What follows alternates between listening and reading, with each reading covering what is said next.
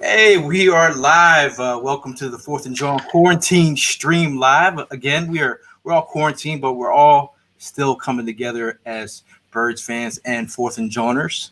How you guys doing today, man? Wonderful. Fantastic. Feeling good. Evan's got the beard. That's Looking nice, isn't it? That's a very nice. I used to grow in real blotchy, but now it's really starting to come in like a full man. Mustache still could use some work, but Lucky Charms over here. Nice quarantine beard. But how is everybody enjoying their Mother's Day? Did you all see your moms? Did you all talk to your wives and make sure you do them up right and cook for them and make sure they're having a good day, special day? yes, of course. I mean, I being a how do I put this sensitively? Being a college graduate without a job. Got to see my mom all day long, so it was a lovely day. I'm sure she enjoyed it. Oh, of course. Treated her to a nice dinner. Went up and hung out on the grandparents' driveway. Got to see a little bit of the family at a distance. It was a fun time. Look at this! Whoa, we have a picture of Evan and Mom Dukes. You can see where I get my looks. Okay, where's your long hair though, dude? What's that? It was tucked underneath of the hat there. Nice. And if I remember correctly, from that Temple graduation, you had the 4thandJawn shirt underneath it. That is correct. Yeah. That is And, correct. and Evan is the only one of us that has a 4thandJawn tattoo. That is correct. That is That correct. is- That tattoo is a whole ode to the 2017 season. That was a hell of a ride. This guy's a freaking real one. I got the bumper sticker. I don't know about a tattoo. Yeah, I don't. When Evan, You got it on your bumper? On the back of my car. Oh, I thought you were talking about your bumper, baby. Next In to case the you guys forgot, 4thandJawn really took off that Good, Super Bowl George. season. So that Super Bowl tattoo, it all comes together. It's just an ode to that year. It's that was our podcast taking off was a part of that Super Bowl season to me. So you're saying we're the reason that they won the Super Bowl? Sure. Okay. Sure. That's what I was getting at. Little That's what I was getting. self-centered. How's your mom? How's she doing today? She's doing good. I didn't get the chance to see her today, but I did make sure I dropped a good amount of money on the flowers yesterday. Dropped off the flowers, dropped off some cookies. There she is with big tray. Oh, that's not She you. is. No. You convinced me earlier that was you.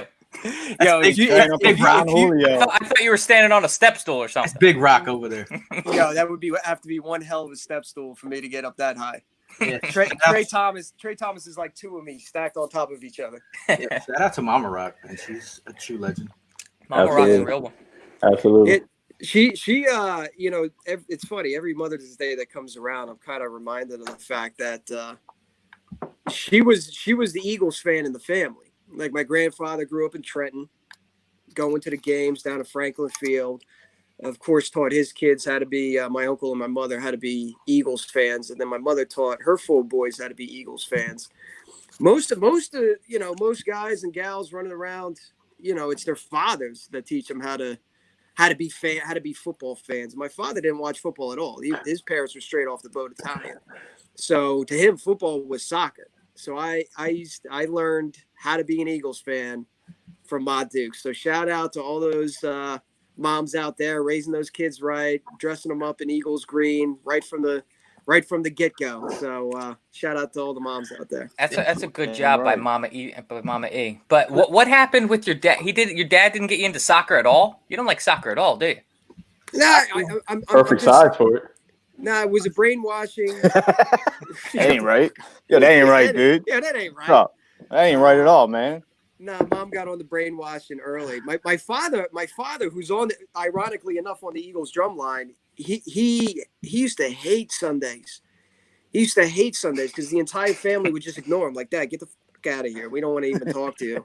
And we all and he's like, I don't get it. It's just a game. It's just a game. And then he used to call himself a Giants fan. Not that he paid attention to the Giants, just to piss off my mother. So it wasn't until the Eagles drum line he started performing with them and roaming the parking lots and kind of seeing the passion that all the other Eagles fans had, that he started kind of immersing himself in the culture. It was weird too because, like I said before, most kids gotta, they learn football and their fandom. It doesn't matter what team you root for. They learn their fandom from their father. And there I was, in my 30s having to teach my dad about the game of football. So it was kind of a reverse role, but it was fun. Yeah. It's backwards, but it was fun. And now he's all about it.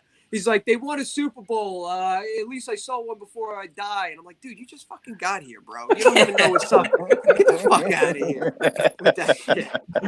Put him in a bathroom. Put him in a bathroom. That's all it takes, man. That's it. We got another picture here of it's Trox and his mom. That's Mama Trox and Grandma Trox right there. Okay. I actually saw them both. My dad FaceTimes my grandmother every morning. So we had our coffees and our breakfast, and we had FaceTime with Grandma today too. And yeah, hey man, my mom's that typical mom back in the day. Loudest one cheering on the sidelines. Made sure I didn't miss a practice. Got me to every game between me and both of my brothers because we were all within 5 years of each other. So growing up playing pee wee football, man. Yep, she was the loud one on the sidelines, cheering us on, going nuts. But her first love was baseball. Because my grandfather, he worked at the Spectrum. He worked at Connie Mack. He worked at the Vet. He's a ticket guy. And my mom would always be at Connie Mack for Phillies games and stuff like that. She actually got hit in the head with a foul ball when she was little, too, at Connie Mack. Just because she goes with my grandfather all the time, you know? But, that's why I see baseball through her. But, you know, then it just turned into Eagle love through my dad and everybody else in the family. And, you know, it's just, you know, shout out to them women out there that put the foot down and they either tell their kids you're an Eagles fan or you're not my kid, basically, is what it comes down to. That's a strong backbone right there. Happy Mother's Day to all them strong mamas out there. Did I ever tell you about the adoption story? No, go on, please. No. All right, so this is a story that it almost comes up like every Thanksgiving. And when I was probably 8 or 9 years old, I mean, we're talking like 90s, but when Randall Cunningham like hurt himself and stuff like that, the Eagles were struggling, and you know, I was just frustrated. I was a little kid, so I was frustrated. I was sick of losing. I remember the Eagles lost to the Dolphins, and I was just sick of losing. So I told my mother, I said, "Look, I'm going to decide to pick my own team. I'm going to decide to pick my own team. I don't want to be an Eagles fan no more." So I went up in my bedroom, and I had the NFL huddles. Remember the huddles bed sheets? Trox had those. Mm-hmm. Yeah, I remember. Yeah, man, I still got them, man. And I had a poster, on my. What, you still got it? I do. That's how you got the picture from the T-shirt last year. They're my bed sheets. Yeah, they're my bed sheets. I got them in storage. So, no, I don't use them, but they're in the storage of like old classic bed sheets that we got. Yeah. So there was also a poster on my wall of like all the NFL helmets and stuff like that. So I took some time and I was just kind of going by, you know, because I'm like 8 or 9 at the time. I don't know geographically where all these cities are. So I'm starting to pick helmets because I think they look cool. And I remember I picked the Saints helmet. I thought that looked cool. I picked the Falcons. I picked the Vikings. I think I settled on the Falcons. And I went back downstairs and I told my mom, I said, okay, listen, I don't want to be an Eagles fan anymore. I want to be a Falcons fan. I want to be a Falcons fan. And she goes, listen, you're your own person. That's okay. You're a big boy. You can make your own decisions. But just so you know, you can go find a Falcons family to live with because we're putting you up for adoption. And she said that shit with a straight face. I started crying. Oh my God, I was bawling and crying. Are you still convinced she was telling the truth? At the time, I thought she was serious. I was like, all right, it's the Eagles. I don't want to. I think you convinced yourself that she wasn't telling the truth at this point. I think she was being real. I'm convinced that she still makes him cry. That's awesome, though. We got Prime over here. Hey, all these graduates over here. We got some smart guys here with 4thandJawn. Hey man, we try. Scholars. We try. Yeah, I got to see moms today. And then I spent it with wifey. But it was a short visit. But with all this going on, it kind of sucks. And mom, you know, she starts getting into her feelings and everything, missing her boys and stuff like that. I'm pretty sure you can go ahead and relate. You know what I mean? Because you got that tightness and Trox, the same thing, and Evan. But I mean, it was a quick visit, but you know, we got it in and relaxed and chilled with her for a little bit. And then story wise with the Eagles, my parents had nothing to do with that. Mom Nah, mom was baseball for me, man. She pushed me for baseball. That's why, I love the game. She was my little league coach. I mean, yeah. She was my pusher, man. She was she was my rock when it came to baseball and everything. But when it came to the Eagles, I got to give credit to my big cousin Leo. He was a diehard Minister of Defense fan, which was Reggie White. So he was the one that actually taught me the game, taught me like the whole history with the Eagles and everything. At the time, how old were you? I think I was 8 at the time. Okay. It was Randall Cunningham, Keith Byers was our running back at the time. It was crazy. And I would watch games with him, and I would ask stupid questions and irritate the shit out of him, and he'd be that guy to get mad and be like, "If I'm only going to tell you this shit once, you know what I mean? Listen, or get out of here," that type of shit. You know what I mean? So yeah, it stuck with me all the way through, and then I became like dedicated just as much as he was. I'm glad that he got to you before your cowboy relatives did. Yeah, I'm sorry, Pop. I couldn't stop laughing at it. All right, so real quick, let me sneak in this story with the whole Cowboys Eagles history. Yeah, go. My stepfather, my pops, he was a Cowboys fan, and me and him were like really tight. So I remember one time I was living with him, and he bought me a Cowboys shirt and a book bag. This is after you already determined you were an Eagles fan? This was already after I determined I was an Eagles fan. Okay. So I used to like literally mirror this guy, like complete with the bald head, everything. It was just like following his footsteps. So I did it. I go to school. Yes. I'm admitting to everybody here. Yes, I ended up going to school with this shirt on, carrying this bag.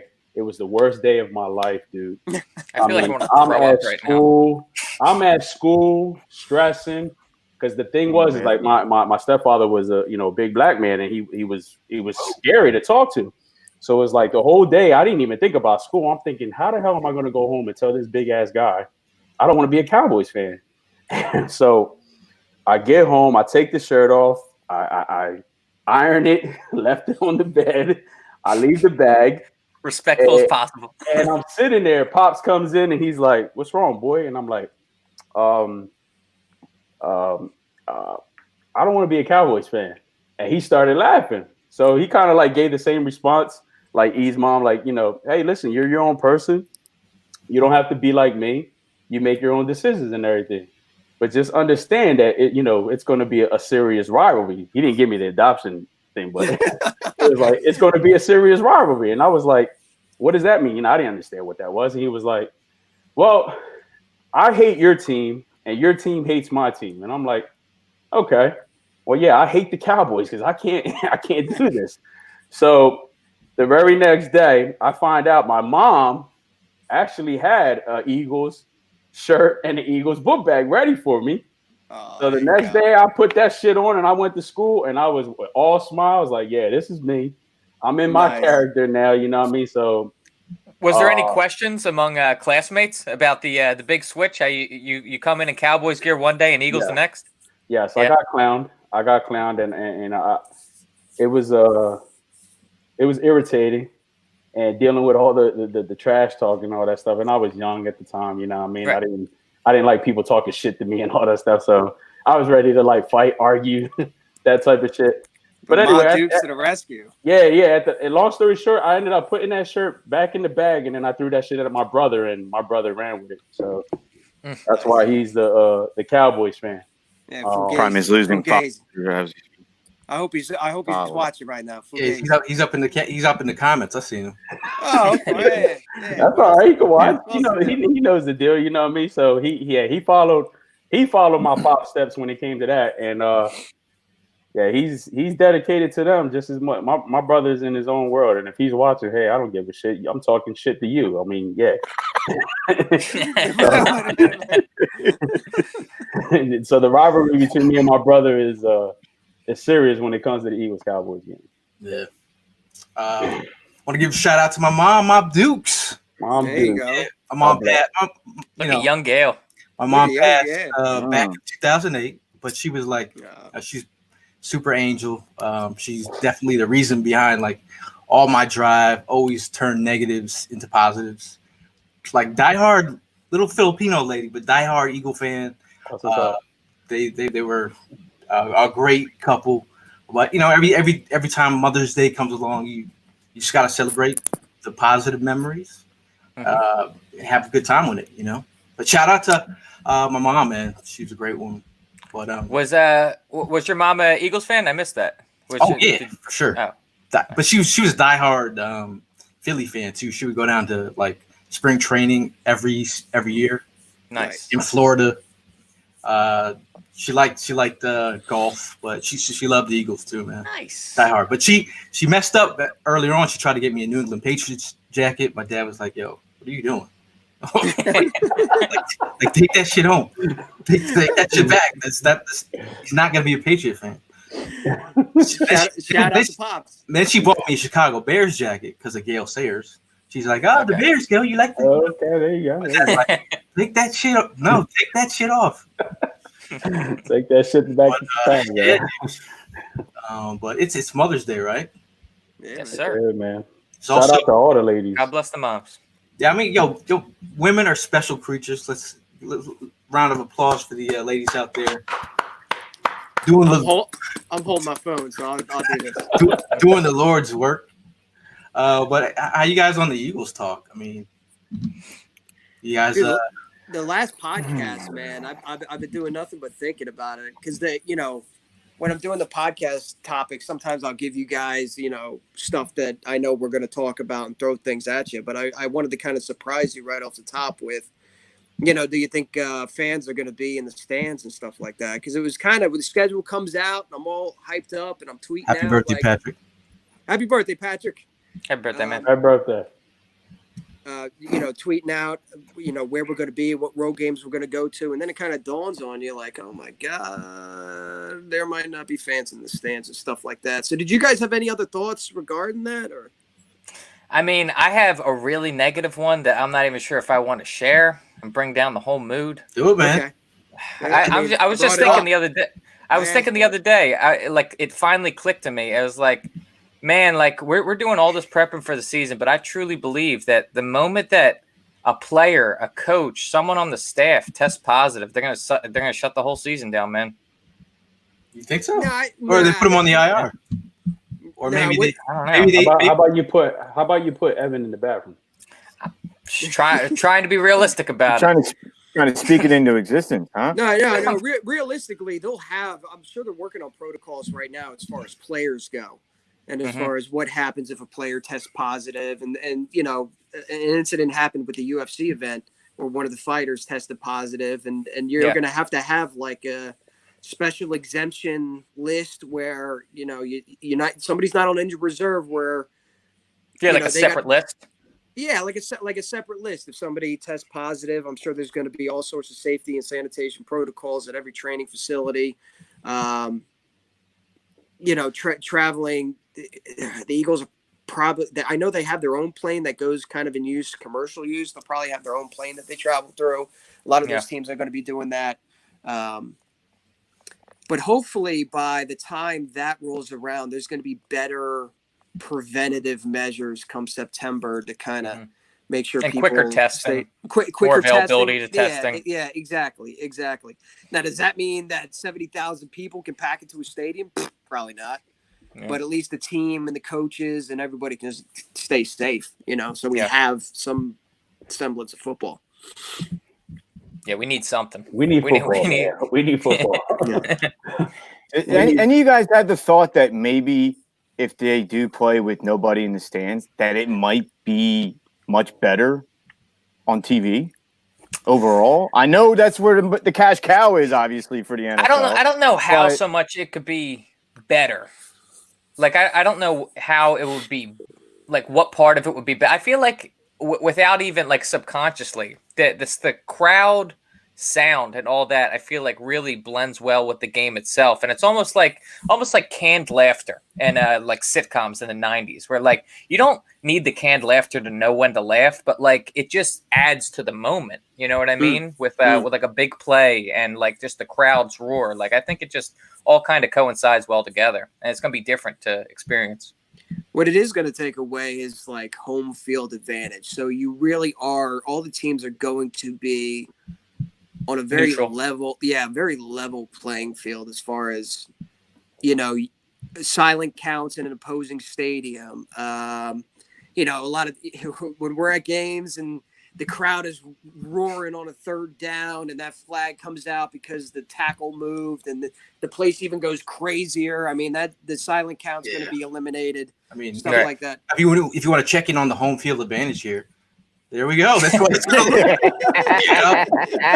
Get up. How'd you get that picture of Trox already? Get up, you That's a dope jersey, bro. That's Trox post quarantine right there, man. Yeah, dude. That's me if I didn't walk 18 holes every other day. That's a Playboy magazine, by the way, in his hand. Damn. Yeah. That's rough. That is rough, man. Yeah, but even like limited fan what am I trying to say? And attendance where, let's say every stadium's at 40% capacity. Either people are going to get, okay, no more season tickets. All those tickets are going to go for sale. And the price of those tickets are just going to be like through the roof and limited availability, supply and demand. Mm-hmm. Or they're just going to have a season ticket holder like lottery where, you get to go. The logistics of that and the amount of people that would bitch and moan. It's almost like they either got to do full fans or no fans, and full fans just seems unconscionable. I mean, flu season right around the corner and liabilities and stuff like that. Maybe they go by seniority on season ticket holders. Good luck with that. Yeah, I don't know. But with seniority, then all the old people are showing up. Do we really want? Yeah, it's probably the worst case scenario. Yeah, so I like where your head's at. You're thinking about it. You're rotating it around, but every time you think about it and you try to go a different direction, it's like, what the fuck? Yeah. At least the prime time games to us, because the older folks don't like going to them prime time games. Yeah. I'll take your ticket, pops. Yeah, man. Yeah, if they do open up at a limited capacity, though, you're right about the resale of tickets and how it's just going to be through the roof. I mean, if you diminish supply, demand goes through the roof. Exactly. Did they say more or less when they're going to go ahead and determine all this stuff? No, they are tight-lipped about that. That's the one thing the NFL, if you notice, the NFL says nothing. You know what I mean? They haven't said shit about shit. They're just kind of keeping it low key. And as the information comes behind the scenes, meetings, conference calls, protocols, test runs on stuff, getting medical procedures and all lined up, getting medical. So, I mean, right now they're, silently behind the scenes, they're doing everything they can right now to kind of make sure the season goes forward without a hitch. And the fact that they even have the Washington Redskins week 1 on the schedule and they didn't back end it, with all those division games kind of tells you that they have no thought of postponing the season.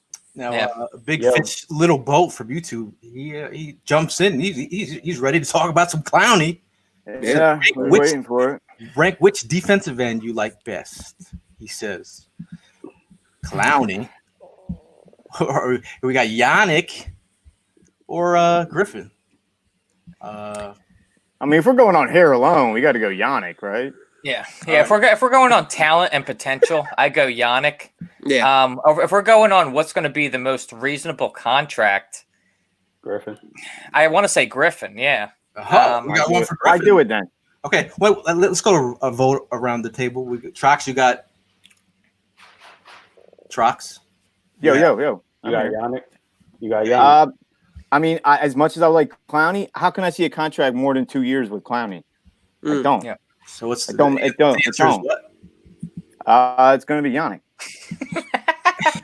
Okay, Yannick, Trox got Yannick. Gail came prepared, man. Gail came prepared. Prime, what you got? Prime, what you got? We were sitting in queue for about 10 minutes before going on. Gail was just getting all of his pop-ups ready, man. I'm going with Yannick, man. I don't like Clowney. You know what I mean? Yeah. Because we got two for Yannick. Two for Yannick. Go with Yannick. The bottom row is all Yannick.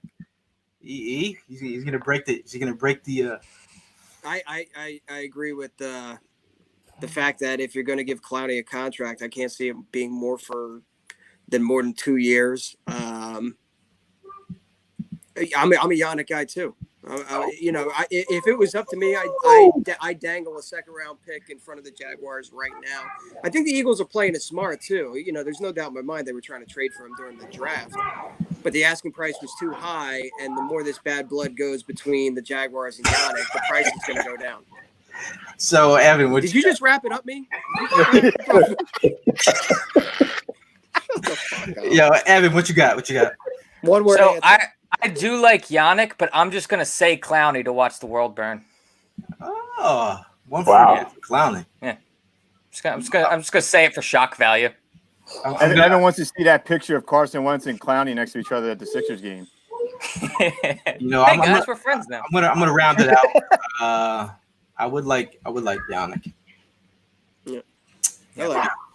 I would do it. I will say though, the whole Yannick, I've really been liking him all off season, but the whole back and forth he's been having with Khan is not like not making me want him, but it's just kind of souring Yannick a little bit on me. Like, I'm not saying he's going to come in here and be a disruption, but he's not exactly selling himself very well and getting in public fights with his owner. Yeah, John Wood says, I don't like Yannick's attitude. Well, I don't like the Jaguars front office attitude.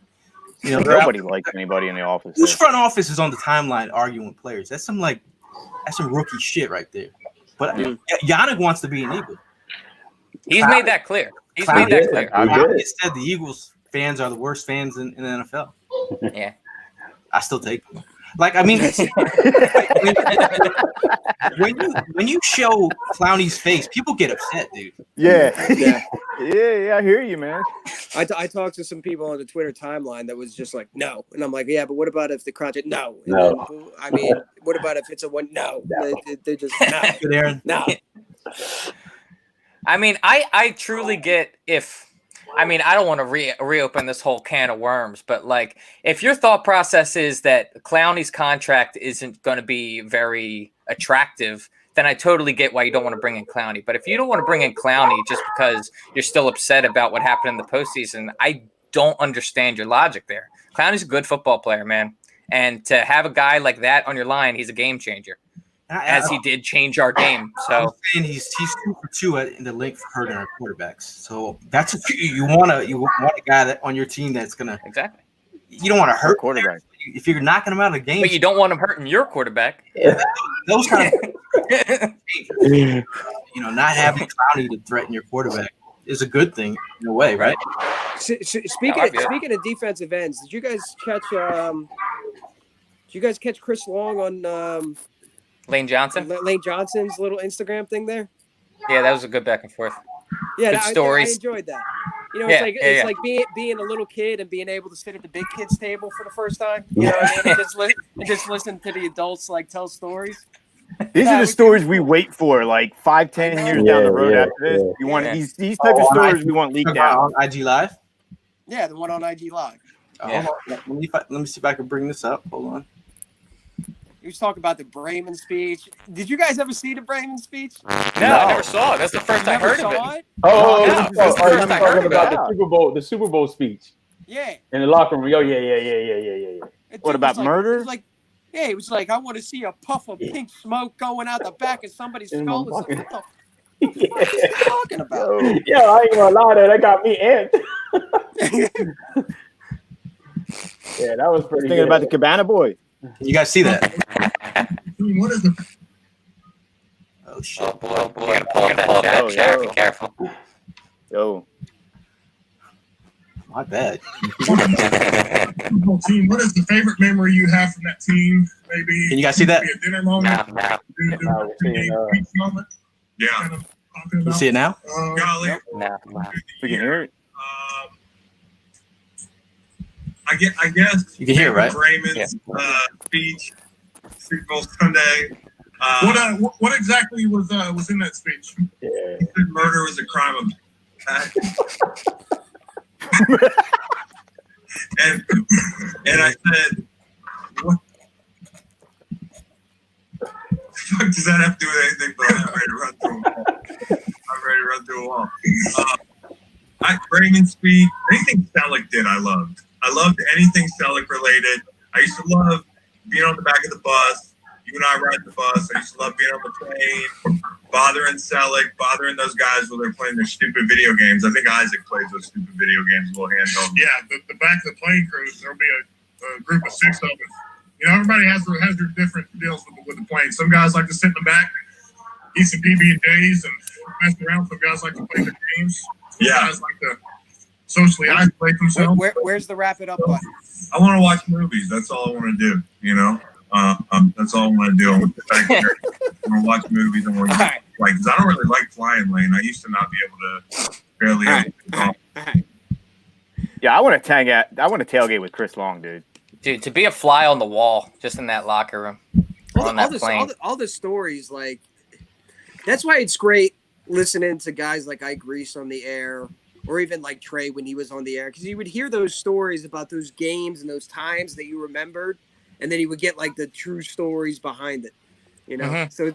So as the years go on and these guys kind of get a little older and start talking about it, it's gonna be fun to look back and remember some of those games. He was talking about like the San Diego game out there. Chris Long was in his hotel room and somebody clogged the toilet above him, and just all this toilet water with piss started running down into his hotel room, woke him up super early. Did you hear the story about Torrey Smith and the Roscoe Chicken and Waffles? Yeah. Fantastic. That's the hookup right there, though. Andy drops a bomb on the timeline. Who starts opposite of Slay? Douglas, Sid, Maddox, or a free agent? Oh, I hope another free agent. I think coming out of the gate, Maddox has the best shot. Okay. Honestly, just based off last year. Maddox has the best shot. Sidney honestly has the highest ceiling. Like, if Sidney can just figure his shit out, and like Malcolm Jenkins said, like, stop being such a soft bitch. In essence, like if he can reach even close to the potential that we thought we were getting when we drafted him in the second round, that he was going to be a top 15 pick, and we thought, oh, we just shelve him for a year, and you know, we're basically getting another first round pick next year because that's when he'll be ready. Right. If he could just start playing up to like close to the potential and what we thought he was going to be, like your secondary's looking a hell of a lot better. Definitely. Now, Brian from Facebook says, how do you think Eagles will prevent injuries this year? Last 3 years, most injured team in the league. It's got to be something the organization isn't doing. Well, we know that they went out and got a new team, a new dream team. This is the third year in a row they're switching it up. A friend of mine had a friend who was interning with the med team. He said things were like ass backwards. So I don't know, man. I believe it's got to get better. It has to be. You can't have practice with pads 3 years in a row. Contact. Those kind of injuries. Well, a lot of these injuries are soft tissue injuries, correct? Like a lot of them continually. So you have to train your body differently. It's not only the medical team, but it's really the trainers and how they're getting these guys prepared. Yeah. Maybe the practices. I don't want to sound like one of those old heads. Be like, we need to bring back 2 a days. No, I'm not saying that, but just it's changing up practice schedules, training up the way these guys take care of their bodies post game and post practice. I think that's going to be a good a good step forward. They realize it's a problem. I talked to Dave Spadaro like early on in the offseason about this subject, and they're like, they know it's an issue. Like, they're not turning a blind eye. They're not trying to pretend like it isn't a problem. It's happening way too frequently and over too many years for it just to be a fucking coincidence. Yeah. Right. So, that's why they brought in a new team. That's why you heard about all these people getting let go and the medical staff and the training staff, this offseason. And this is why you hear during the draft, there, Howie Roseman saying some obvious shit, but 3 things: slide it across the table to Doug Peterson on a piece of paper, and it's, does he love to play the game? Can he run? And is he healthy? They got a lot more. They aged a little bit. They signed some players that were a little older, so they're going to be more injury prone. So, did you hear the breaking news? There's the new doctor that the Eagles hired. He's been recommended highly. I wonder what. Yeah, he's saw that coming a mile. He had an internship and he worked his way up into joining the Eagles. So you got to be excited about. I knew it. Yeah, he's going to be bringing new, innovative ideas. They got rid of Dr. Nick and replaced them with that guy. I think the most egregious thing looking back on it was just like the Mac Hollins hamstring injury, man. That lasted what, like 18 months? Something ridiculous where like he pulled a hamstring and was out for beyond a year. Like there's something wrong with the conditioning that you're giving him if that kind of injury has taken that long. I get that he was not a good player, and that's probably a big reason as to why he wasn't seeing the field. But the fact that he couldn't be involved in activities at all for that long is just absurd.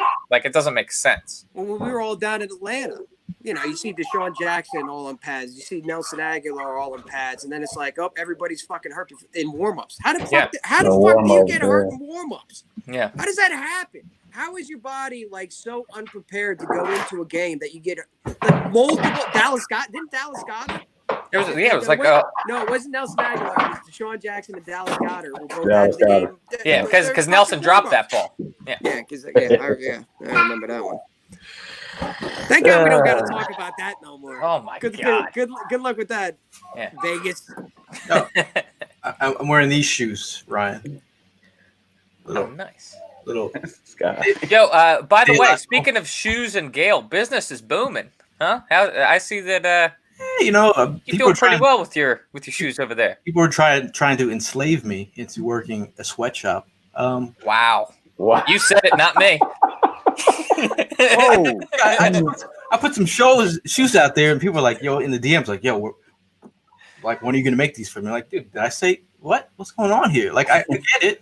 I appreciate the love, but I'm not a sweatshop. But dude, the product is nice. That's why people are chomping at the bit.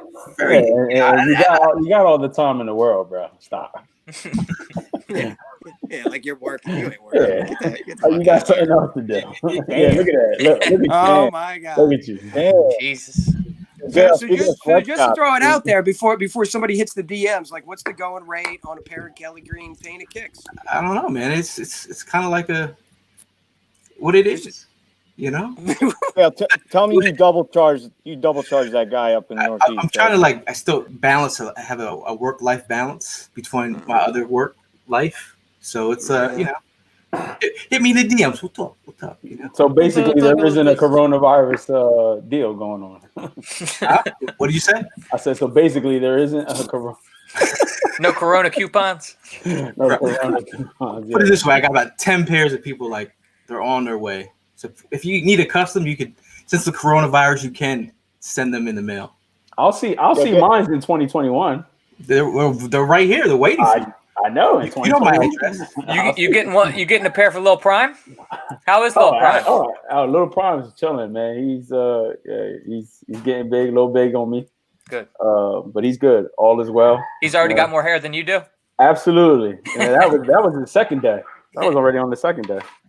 But yeah, he's doing good, man. I mean, he's living the life. He's sleeping, pooping, and eating. Hey, the comments are getting spicy. John's like, yo, someone's kid's got to shut the hell up. Put that kid down, dude. That must be my kid. Is that a door behind you? What, back here? Yeah. Nah, that's the stairways, man, to the new pad. You know what I mean? Yeah, it's not me. I don't have my kids today. They're not with me right now. Yeah, I moved into the new. Put them in a bed.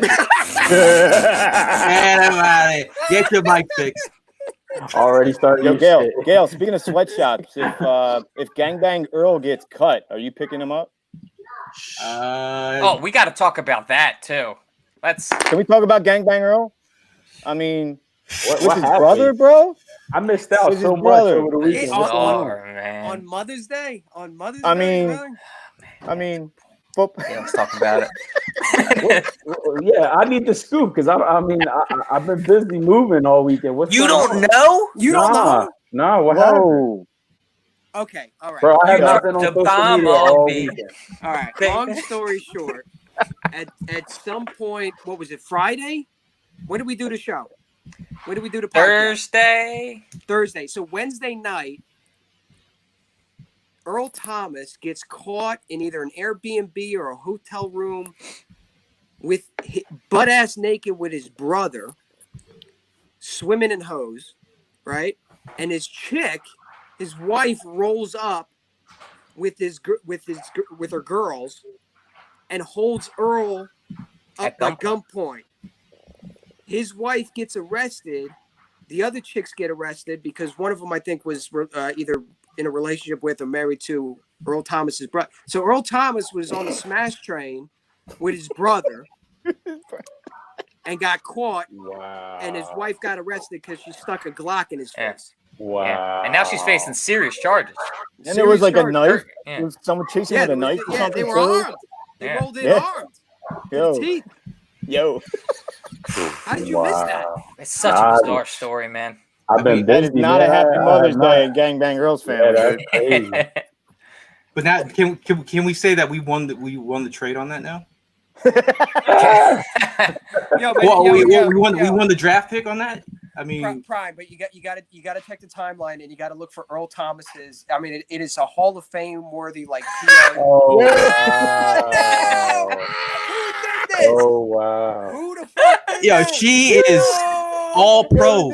She's all pro. Yo, who did that? Shout out. On Mother's Day. That's crazy. There you go. But the endorsements are rolling in. I heard the Thomas brothers are going to be rebooting a new movie, Double Dragon. I will pay money to see that, man. Oh man, they doubly got dragged, dude.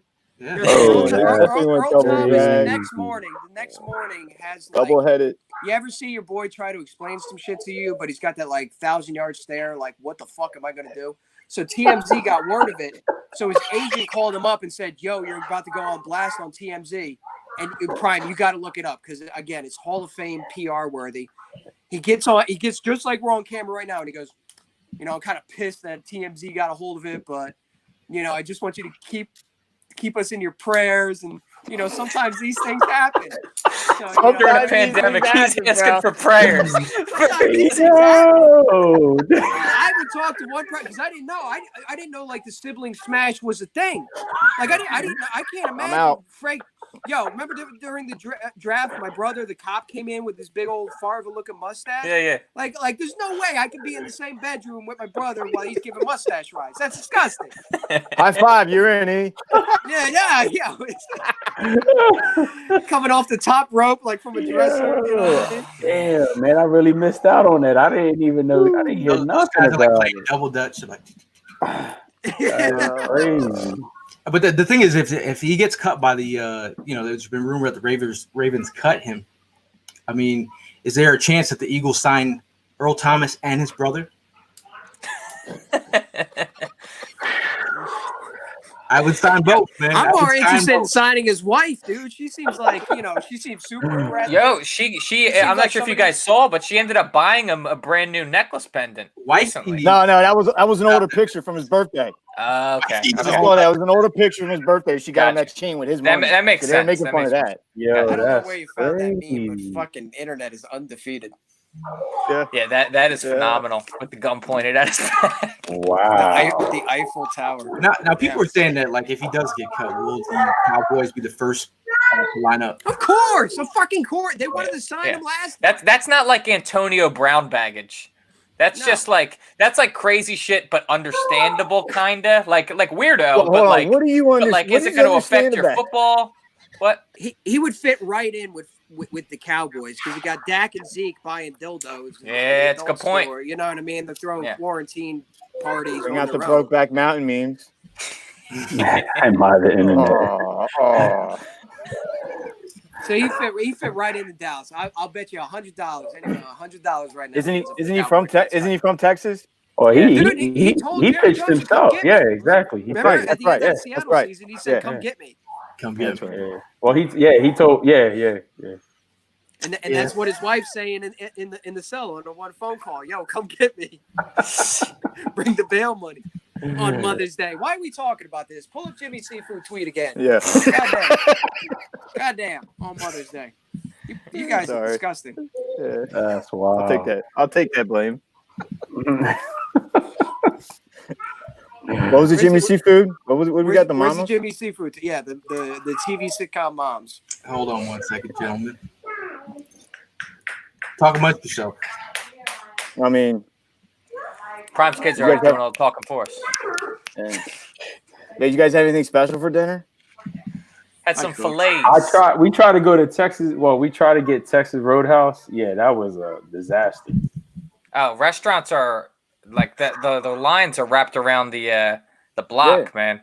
We tried driving to do the online ordering, and then we tried to call. We kept getting banged on, and then I got in the car. I go to Texas Roadhouse, and then when I get there, the girl was like, "Oh yeah, we probably been doing that because we already reached our capacity for the day." And I'm like, "All right." Yeah, What do you mean capacity?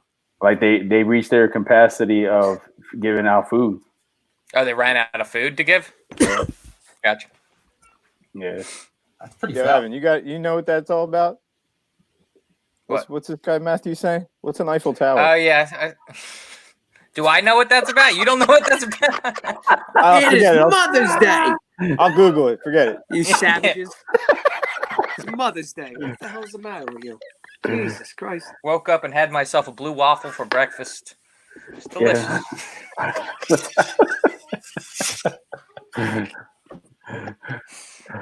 Oh man!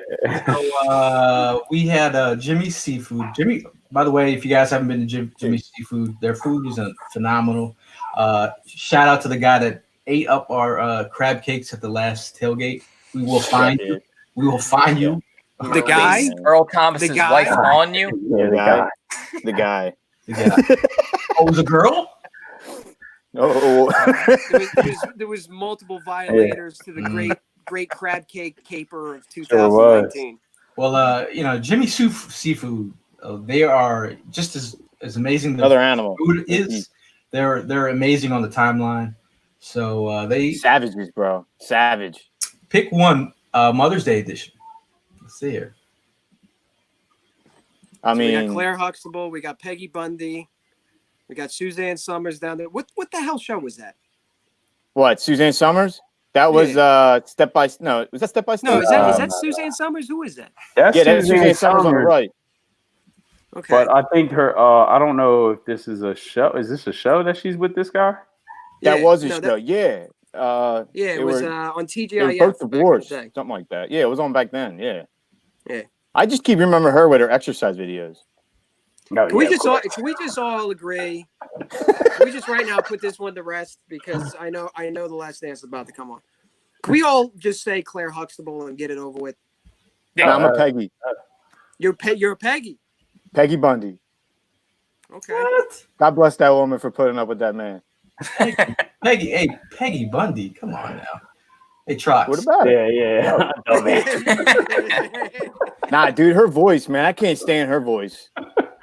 Yeah, she was. That's number 4 on the list right there. We're going to Claire Huxtable. She was a lawyer, smart woman. Nice learned woman. When I was a kid, I had a little crush on Claire Huxtable. Sexual chocolate. Never mind. We're gonna stay. I'm letting it go. You bite your lip too, Prime? I bit my lip too. I'm biting it real freaking hard right now. Jesus. What? Nothing. Wrap it up. God damn you, Bill Cosby. It is Mother's Day. It is. It's nothing sacred. It's nothing sacred on Mother's Day. Yeah, it was right. Step by Step. Yeah, Suzanne Summers was Step by Step. We started this live stream out so nice, talking about our moms and the impact they had on our lives. And then I was going to show my mom this episode. Yeah, no, it's not happening. Hey, Bo. So Claire Huxtable was the winner. Claire Huxtable is the winner. Yes, Claire Huxtable. Was good. That boy Takes the cake. Gail spent all day preloading these fucking. Yeah, dude. Yo, this is happening on the fly, dude. I Is it really? picking these out bro. randomly. I am doing the Lord's work on Oh. Sunday. We're This might winging be it. the new gonna format of wing it. 4th and Jawn. So I mean, let's talk about Michael Jordan. I mean, I still haven't seen one. Really? What's wrong with you, bro? Like, I mean, like, What else you watching? No, I'm DVRing them so that way when it's all over, I can just catch it in one shot. you feel like Michael Jordan? Like, I don't know if it's like, it's kind of weird. Really, like people think Michael Jordan was playing against like scrubs, and Yeah, right, man. Michael Jordan was going against bullies, man. We talking about the Knicks, the Pistons. I remember watching games like that. I felt bad for the man because it was just like, holy shit, he's about to go in there and somebody's going to rough him up. We're talking about John Starks, Anthony Mason when he played the Knicks. I mean, these guys were just like clobbering him and shit. So, mad credit to Michael Jordan. He even talked about how he got his weight up just to deal with some of this shit. Like I saw some of the interviews leading up to the episodes and stuff like that, but I haven't sat down and watched any full episode, but I used to watch Michael Jordan all the time, man. I mean, shout out to my cousin who's like a big Michael Jordan fan, and I learned a lot off of him because of Michael Jordan. But that dude was a baller. Oh my god! But Michael Jordan's prime was right when I was. Listen, man, I'm Puerto Rican. I got a shitload of family. I got cousins everywhere. Michael Jordan. Okay. Go ahead, Ev. I was just gonna say Michael Jordan's prime was like really when I was like a baby, when I was growing up. So this is like kind of my first opportunity to see the true, like I've seen highlights on YouTube and stuff like that, but a full put together documentary. And just saying, like the number one takeaway that I'm saying taking away from it is exactly what you guys are saying about the physicality of the NBA. Like it feels like a completely different sport. That Detroit Pistons team was no joke, man. You punch someone in the chest, 2 weeks, and with a biscuit, and like that's not even a foul. Like you don't even get kicked out. Now, if you breathe on somebody, they're getting kicked out of games. I mean, games nowadays, the final 2 minutes last like an hour because of all the fouls that end up going on. Like that was a cage match back then, man. It was just like back then. You used to just watch all those guys play ball, whether if you were a Sixers fan or not. It was just like sitting there and watching all these different games. Is like now you don't get that much entertainment because again, it's like one little simple call becomes it's a stupid foul. Not like back in the day. These guys used to just ball it out. They used to street ball, and these guys would let it go and happen. And used to love watching that. And you'd be like, "Oh shit, who's about to fight?" You know what I mean? Like it was crazy. It was really crazy. Yeah, I think the funniest fight I saw was Charles Barkley and Shaq. And when Charles Barkley threw that ball at Shaq's face, like, and then he scooped him up and slammed him on the floor. And I'm like, and here today, these two are working together. That's the craziest shit. I mean, that's the thing. I think the biggest conversation on the timeline is who's better, Kobe, LeBron. Oh man, MJ. Stupid. I mean, MJ. He was a cultural icon. Like people don't like. I guess if you're younger, you don't like. But as you get older and you get to see like different eras of players, now I get to feel like I've actually seen all of them play from their rookie year on. So you have a perspective that younger guys don't. But Michael Jordan, cultural icon, the dude, like one of the first dudes to have is like a huge sneaker line. Thanks to his mom. I mean, yeah, when Nike was saying, like people were telling Nike, don't use the face of your brand and have a black man. They chose Michael Jordan. Like he's one of the first to, really just change the game, dude. And just to see him blossom to what he was. I mean, like people are still buying Jordans. I don't think people are going to be still buying sneakers, Jordan sneakers the way they are like 20 years from now. Speaking of Mother's Day, gal, shout out to MJ's mom. If she did not tell him to go there, you would be collecting Adidas, my friend. I do like Adidas. You'd be painting the stripes. But that's all you would have then. He wouldn't have went there. Well, I feel like it's the argument. Like this is a never ending. Like you can fast forward 100 years from now, and people are still going to be making the same argument. Not necessarily about Kobe or Jordan and LeBron or Jordan and Magic, but it's going to be like the kids that are watching LeBron or had watched LeBron are going to swear LeBron was the greatest ever. Yep. And then you fast forward 10 years from now, some young kid is going to get drafted at a high. He's going to be the next big thing. And that kid is going to be, the younger kids are going to be comparing that player to LeBron and saying to Michael. And saying that, just every generation is the same thing. Like our age demographic, we kind of look at Michael Jordan. And then when Kobe came along, we didn't want to give Kobe the credit. And then when Kobe, may God rest his soul, his career was over, it was like, okay, Kobe's up there. And then LeBron came. So it's like, it's even in football. You can argue quarterbacks, like who was the greatest quarterback all the time.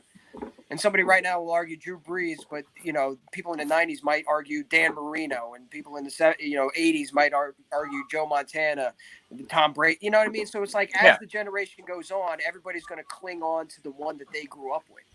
Yeah. I think that's the case. I don't like people are saying that they think some type of negativity on Michael Jordan from seeing all this. He even said that before it came down. He's like, a lot of people are going to look at me as a J.O. and I'm not a nice guy after seeing this video. I don't see it. I see the stone cold killer. I'm loving these footages of the practices, the behind the scenes stuff. They're the stuff that are the treasure videos that are just coming out now. And that's what I'm watching it for, to see that stuff. The what? He knew what it took to win. That's what it was.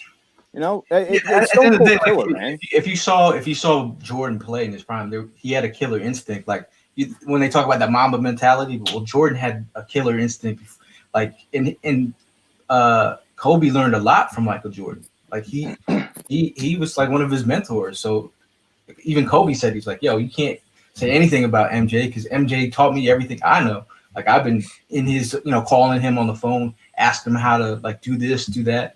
So I mean, at the end of the day, look at the numbers here. At the age of this is at the age of 35, their numbers.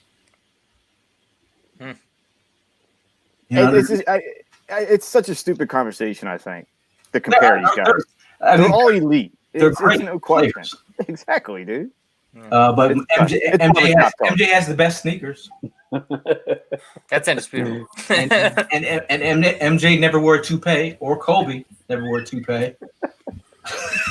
I bet LeBron. Okay, you want to say that, but he did rock the Hitler mustache for a little bit. Yeah.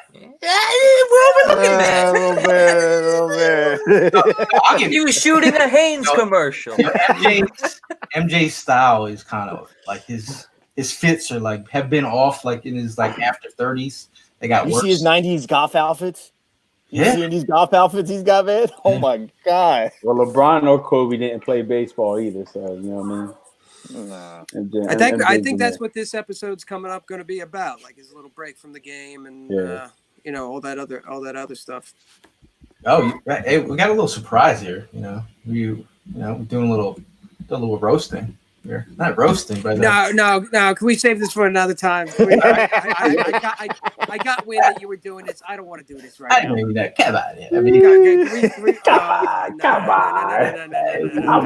Come on,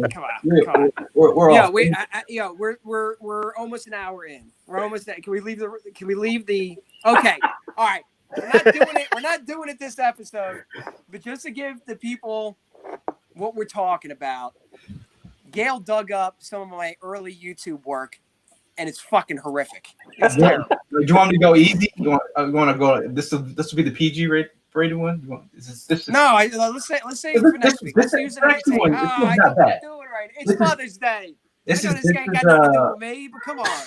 This is me and E on camera for the first time ever. Oh, this is me and you. How about this one? Okay.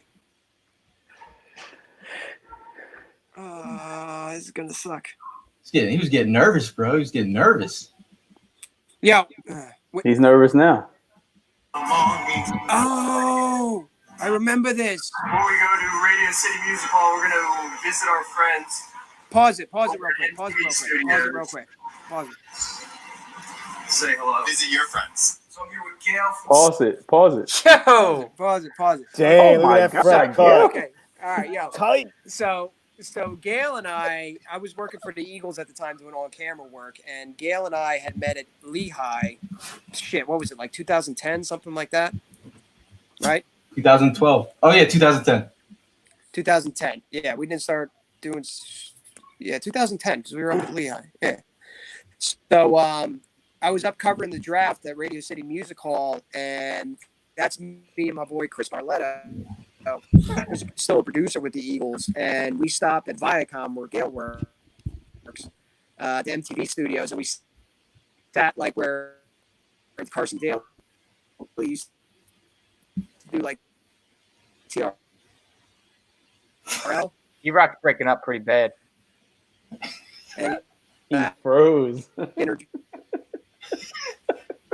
Interview.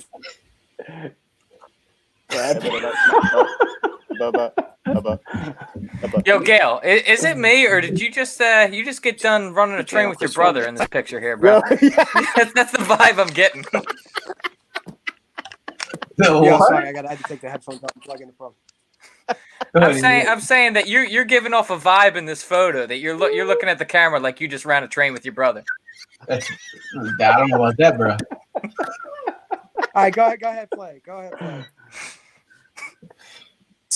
Post.com. Gail's a big Eagles fan here at MTV Studios, so he was kind enough to invite us up. Now, being a big Eagles fan, there's a lot of options that we have to pick for number 15, all right? All the prospects. Listen to the prediction, guys.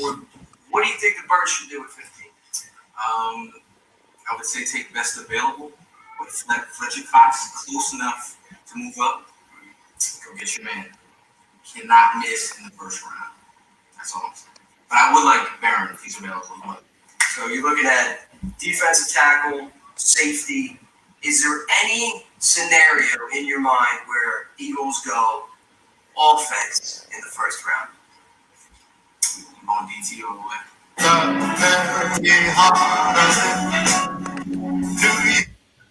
Yeah, that is awesome. That's a good prediction. Hey, I've been calling these for years. You have, man. Nailed it. That's what people don't understand. Like, you know, 4thandJawn started. When did we start the podcast? 2016. 16. Like Gail and I have been rocking together for a minute prior to starting this podcast up. So Gail, I completely forgot about that one. Good find by you, dude. I thought you were going to do the other one. Well, I could have, but you're getting a little soft. I mean, we're here. We're here, man.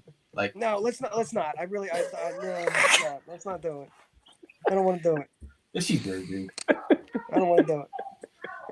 Don't do it. Yeah, he does. No, he's done. No, come on. And we are live. Is this the real world? Is that how my background sounds right now with all the seasons?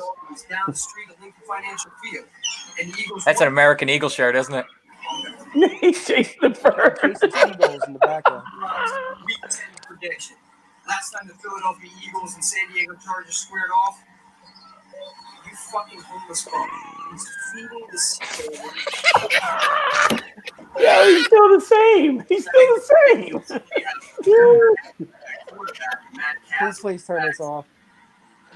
Damn, bro, you got pajamas on. They basically have a career backup quarterback under center in Matt Castle, and even what the fuck is this guy's name? Career backup quarterback in Matt Castle. Is this 10 years ago or 10 weeks ago? Yo, this was yesterday. Philadelphia, and the rest of the league knows it as well. Fucking kids. Where this team is. Last year's MC number 2 seed takes on last year's number. That's cool.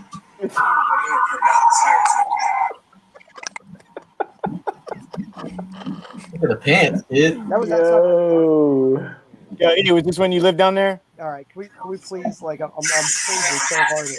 Yeah. All right, please stop this. Please. Yo, you're roasting the shit out of him, man.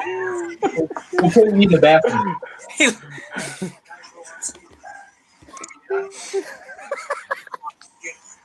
Please turn this off. This is torture, dude. This is fucking torture. Can you please? All right. Oh, for fuck's sake. Come on, dude. It's like.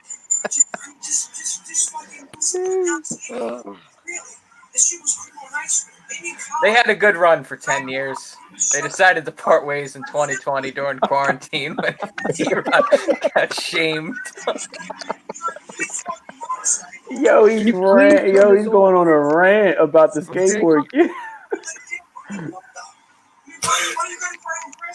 Yo, he's wilding out.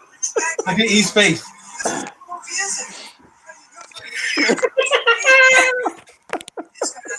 All I'm trying to do is film a fucking video. I mean, is that so much to ask?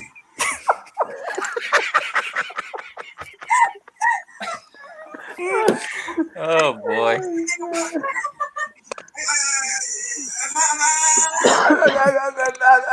I don't know. I don't get it. I don't know. So, everybody have a wonderful evening. Yeah, happy Mother's Day. No, fuck that. Yo, I gotta defend myself after that one. Yo, E, how you doing over there? All right. Hey, E, how long until we talk to you again? Look, okay. Where do I even begin? Hey, you look a little Just red. try to say You look a little red. some sort of fake motherfucker.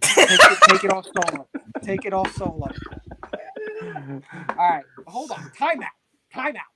So I grew DMs up are in about to Jersey. be hot. I moved to Philadelphia. Actually, one of those scenes, it was right in front of my apartment complex. So when I moved to Philadelphia, I was in a weird point in my life. I moved to Philadelphia. I had no idea where I was. I didn't know anybody down there, and I just had to go through this phase. And if anybody ever has the opportunity to do it. Just a phase where I'm sort of just self-discovery, right? I'm saying, oh, fuck off, Dale. Seriously. God damn it. I'm glad it's E today, not me. Did he put himself in the bathroom? He put himself in the bathroom. He's still here, man. He's still here. He just covered it. Oh man! I thought it was interesting to see the evolving of E. You know, going back. We've all grown. We have grown. We've all grown. Not me, Ev. I still haven't grown. It took me 36 years to get this tall. You know what I mean? We have two. He's back. Here's the second version of him. We can't hear you. Your mic's. Mute yourself. Purposely? You on mute? Who we adding in? I'm trying to add you again. No. No? Wrap it up. I got 3 kids. I forgot to do that. He's snapping.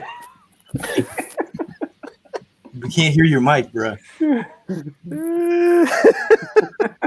going. All right, let's guess what he's saying. What do you guys think he's saying? I think he says he's a Dallas Cowboys fan now. We're all fired. He says he's embarrassed. Are you kidding me right now? We can't hear you, bro. You fuck you and Eiffel Towers. Is he talking about Earl Thomas again? Yeah. What'd he say? Yeah.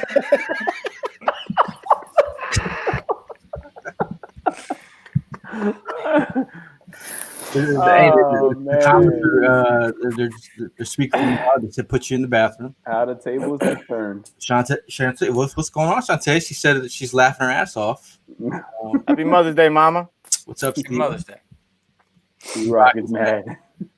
Yeah. That's apparent. What's wrong with your mic, man? I don't know. Put your headphones. Scale, you like my gas clip? Let's go. Oh, that's nice. That's nice. Look at that, dude. That's a nice guy. Hey, hold on. Let me see the glass.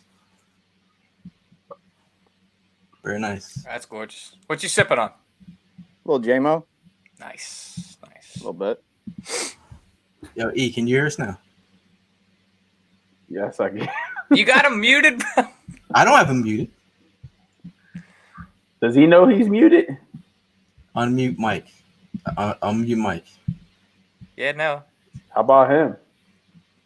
You just banged on him? You put him in the bathroom? That was funny, man. My cheeks hurt, bro. Yo, my cheeks hurt too. It's a good ending. He wanted to do it, and then when we got to the moment, he's like, "Yeah, maybe not, maybe not."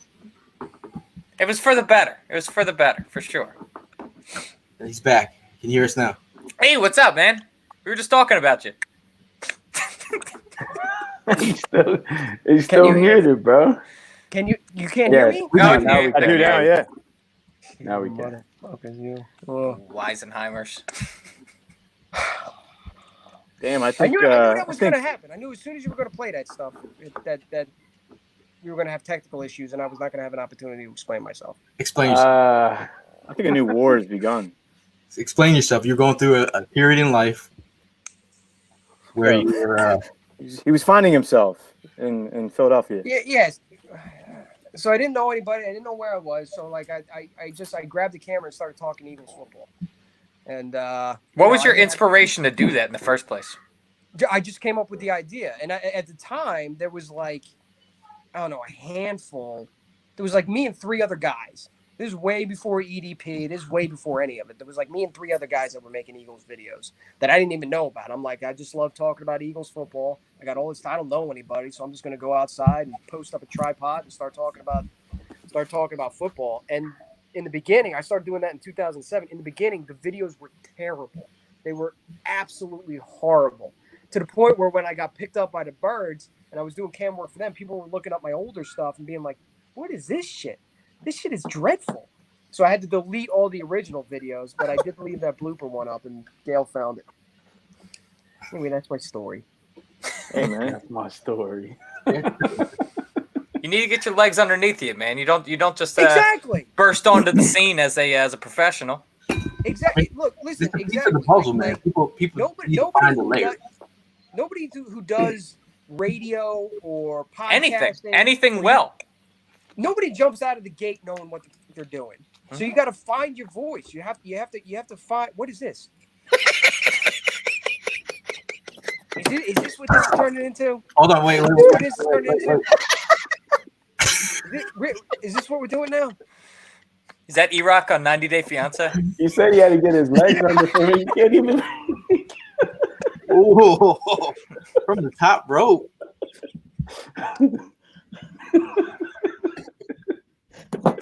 That Michael Jordan meme's coming out. Fuck them kids. It's Mother's Day, you sons of bitches. Be nice. Oh man, yeah, I couldn't see that. What was that picture you sent again? What are we doing? Hey, what's up? No, it's Gail. Gail's on fire. It's not us. yeah, you guys are egging them on. What are we supposed to do? I don't know. Say, can somebody have my back here? I know Evan was trying to vouch for me and being like, nobody who gets into it originally is any good at it. That's you know true. What I mean? That's you have true. to you have to find your voice. You have to find. Yo, if we're putting all cards on the table, man, when I first joined 4thandJawn, bro, I remember being up, dude. You Erock hired me to make videos originally. The first season I was with 4thandJawn. Dude, the first video of the first episode I took was so dreadful, man. Like, I was all over the place. It was the first time I had been like filming something like that. I didn't know what to do. I was still in school. I was still learning everything. And I remember calling my dad as I was editing the video. I was like, dude, this is such trash. Like, I'm embarrassed to even hand this over, man. But yeah, dude, like it just like how you got better at speaking, I learned what I was doing a little bit more, learned more about video editing, and one thing led to another. Yeah. Thank you, Evan. Thank you for having my back. Gail, fuck off. All right. Hey, I think it was good to see where you came from to how you evolved. For the younger your content creators out there, you got to start somewhere. You know, if you're a content creator, your first stuff's going to be awful. You just got to accept that. And that's the piece of advice I give people that are either starting out in podcasting or starting a YouTube channel or starting, I tell people, like, look, don't get frustrated because you don't have followers right away or you're not getting that instant gratification that, people are paying attention to what you're doing. It took years for me to even build a YouTube follower base. Years. And the first 2 years were dreadful. I take a look back at those because I still have them saved on my computer. I take a look back at them and it's like cringe. I can't even. It's unwatchable. And my voice is like you can tell like my shoulders are bunched up. I'm uncomfortable in front of the camera. And that's what I tell people. Like, look, you have to find your voice. Don't stop until you do. And when you do, just keep grinding and grind. This shit doesn't happen overnight. Right. Like you have to keep all going. the time. I mean, like we were doing this like 10 years before anything. So whether it be writing or doing content, it's been 10 years for me. So it's like at the end of the day, I think it's easier now to get out there and start doing stuff. So there's no reason for anyone not to make it. But. And not for nothing, when you suck, that's when you want to have no followers. Yeah, absolutely. You know what I mean? Like get all the shitty work out of the way so you learn what it is that makes your voice unique and your style unique. Yeah. You know what I mean? So while you have 0 followers and nobody watching you, figure out the thing that gets you followers. Yeah. Well, thanks for that. Yeah, that's a good way to turn it around to end out the episode. Yeah.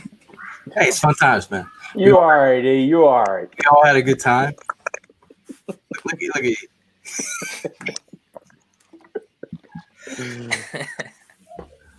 But right. you guys watching the documentary or what?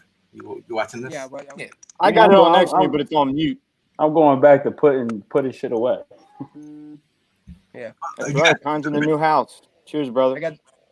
Thanks, fellas. I got this thing DVR'd. I'm about to check it out now. Yeah. All right, gents. It was good catching up with you guys. Yeah, it was a pleasure. Let's do it again soon. We're all still quarantined. If something breaks, maybe we'll do another video this week or something. Yeah, can we do a throwback? Can we end this on an Eagles chant? Is this like Sunday dinner? Sunday dinner? Hey, I'm with it. Trox, what were you saying? I was saying, can we do a little old school and end it on the Eagles chant like we used to end shows? Hey. Let's go. It's part of the evolution process. You learn things. Hey. Oh, fuck. Yo, let's jump the gun like you know who.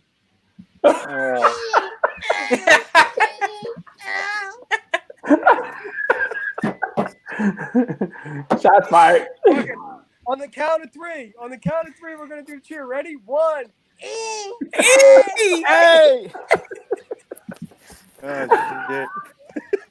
Damn. All right, then. All right, fellas. Y'all be safe. Take it easy, fellas. guys. Good night. Adios. Peace out, Paul. Take it easy.